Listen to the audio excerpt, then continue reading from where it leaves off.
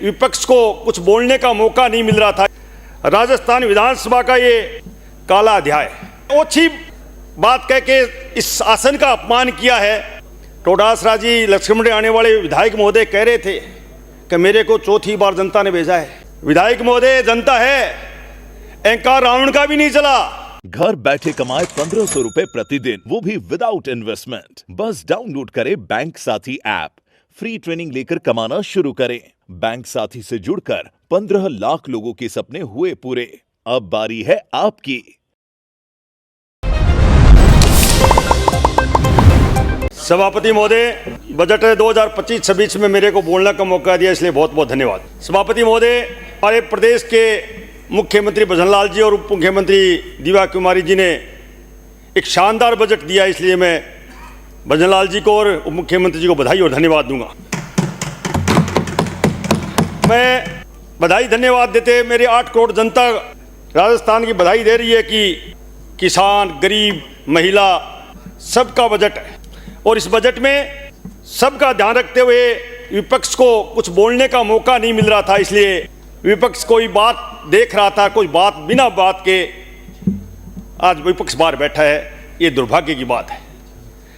मैं सभापति महोदय, राजस्थान विधानसभा का ये काला अध्याय, इस राजस्थान विधानसभा को तार तार करने वाला अध्याय है। प्रदेश के एक पार्टी के मुखिया जिस तरह इस विधानसभा में एक ओछी बात कह के इस आसन का अपमान किया है, मैं इस भाषण के अनुसार मैं उनका भर्त्सना करता हूं, उनका निंदा करता हूं कि ऐसी भाषा। सभापति महोदय, मैं प्रधान भी रहा हूं, मैं प्रमुख भी रहा हूं। मैंने सोचा मेरी चूरू की जनता ने यहाँ विधानसभा में भेजा है 200 में, तो यहाँ कुछ सीखने को मिलेगा। पर यहाँ आके मैंने देखा है, वहाँ जब मैं प्रधान था तो मेरी सीट का इस सीट का इतना सम्मान होता था, मैं जिला प्रमुख था, इतना सम्मान होता था। मगर टोडासरा जी लक्ष्मण आने वाले विधायक महोदय कह रहे थे कि मेरे को चौथी बार जनता ने भेजा है। विधायक महोदय जनता है, अहंकार रावण का भी नहीं चला और आने वाले समय आपका भी नहीं चलेगा। सभापति महोदय, मैं इस अवसर पर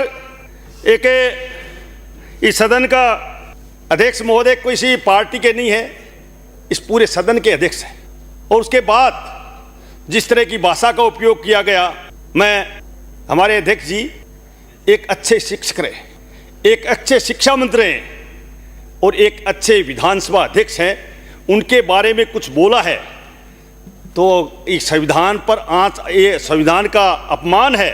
सभापति महोदय, एक दादी का सम्मान हमारे यहाँ विधानसभा में कहा गया, दादी से घर चलता था। बचपन में देखते थे घर में अगर खाना भी खिलाती दादी तो सबसे पहले बच्चों को खिला के सबको खिलाती थी। दादी का इतना सम्मान था, उसमें बवाल करके बाहर गए हैं। मेरे समझ की पारे की बात है।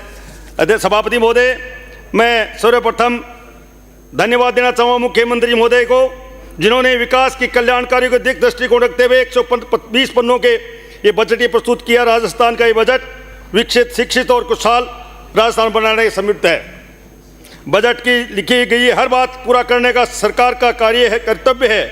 हमारी सरकार पूर्णतः कांग्रेस सरकार की तरह थोथी घोषणा नहीं करती, नहीं बल्कि पूरी करने की हिम्मत रखती है। हमारी सरकार ने जन घोषणा पत्र में 58% घोषणा केवल 1.25 साल में पूर्ण की है। साथ ही 73% घोषणा धरती उतारने का काम किया है। कांग्रेस की तरह घोषणा भीड़ नहीं है। मैं मुख्यमंत्री जी को इसलिए आभार व्यक्त करना चाहूँगा कि 70 साल की आज़ादी के बाद मेरे चूरू जिले को भूगोलिक दृष्टि से देखते हुए मरुस्थलीय जिला बनाया है। मैं मुख्यमंत्री जी को बधाई और धन्यवाद दूंगा। 70 साल में इस कांग्रेस ने कभी सोचा ही नहीं था कि चूरू जिला मरुस्थलीय जिला बन सकता है। किसान वर्ग से आता हूं और कृषि बजट पैरा नंबर 164 में किसान को किसानी के लिए 110,000 करोड़ रुपए के ज़्यादा घोषणा की गई। कुल बजट 12.5% पिछली कृषि बजट से 15% ज़्यादा बढ़ोतरी कर किसान की खुशहाली के लिए बहुत ही कार्य किया है। एक शानदार काम। बात करते किसान का चोला पहनने वाले कांग्रेस लोगों को कहना चाहूँगा कि कभी किसान की बात नहीं सोची थी। अटल बिहारी वाजपेयी ने किसान क्रेडिट करके किसान का खुशहाल बनाई थी और उसके बाद प्रधानमंत्री नरेंद्र मोदी जी ने 6,000 रुपये सम्मान निधि देके किसान का सम्मान किया था और उसके बाद 2014 में दे दिया था प्रधानमंत्री जी ने। इनकी तो 19 से लेकर 23 तक सरकार रही थी, कभी किसान की बात करते 100 रुपये देते।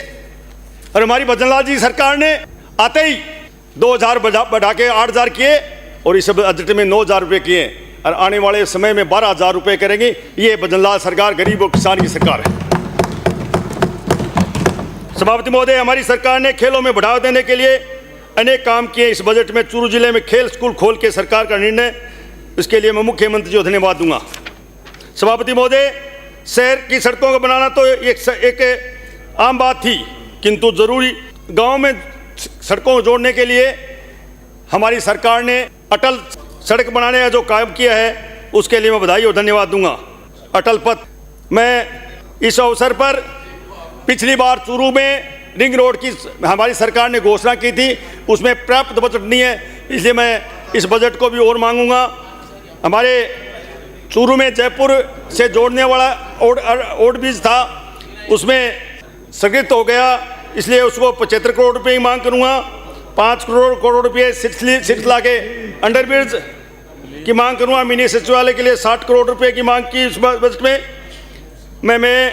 मेरा आरोप है पिछली कांग्रेस सरकार में जिन्होंने खाद्य सुरक्षा के नाम पर कोई नाम नहीं जोड़ा, हमारी सरकार ने 10 लाख लोगों के नाम जोड़ने का काम कर रही है। मैं बधाई और धन्यवाद दूंगा मुख्यमंत्री जी को और खाद्य मंत्री जी को। मुझे प्रसन्नता इस बात की है कि यमुना के पानी का सबसे बड़ा जलाशय चूरू के बनेगा, जिसके लिए भूमि तलाश की प्रारंभ कर चुके हैं। वह दिन दूर नहीं जब हरियाणा का ताजावाला हेड से पानी चलकर चूरू की धरती पर आएगा। सभापति महोदय, कांग्रेस पार्टी ने राजस्थान में 50 वर्ष से अधिक राज किया, परंतु पानी की समस्या के समाधान हेतु प्रयास नहीं किया। मैं धन्यवाद देना चाहूँगा देश के प्रधानमंत्री जिन्होंने जल जीवन मिशन में 2028 तक बढ़ाकर चूरू वासियों को घर घर पानी देने का सपने को साकार किया है। राजस्थान के 17 जिलों में बनी राम जल सेतु लिंक परियोजना धरती लाने का 9,000 करोड़ रुपये अधिक राशि प्रावधान करने का सरकार को धन्यवाद। मैं साथ ही धन्यवाद देना चाहूँगा जलदा मंत्री जी को, जिन्होंने आगामी वर्ष में 20 लाख घरों को पानी पहुँचाने के बजटीय घोषणा में 41,000 करोड़ से ज़्यादा निविदा की है। मैं मुख्यमंत्री जी को धन्यवाद दूंगा। सीरेट एनएच को चूरू के लिए 450 करोड़ रुपये योजना में शामिल किया गया तथा बाढ़ के लिए आवश्यक धनराशि देने की घोषणा की, मैं स्वागत करता हूं। अध्यक्ष महोदय, अंत में मैं यही कहूंगा कि ये बजट राजस्थान के विकास के लिए नींव का पत्थर साबित होगा। किसान, गरीब और बेरोजगार महिलाओं को या हित में आने वाला समय ये बजट शासन हथियार बनेगा। मैं शुभकामना सहित मुख्यमंत्री जी को बधाई और धन्यवाद दूंगा। धन्यवाद।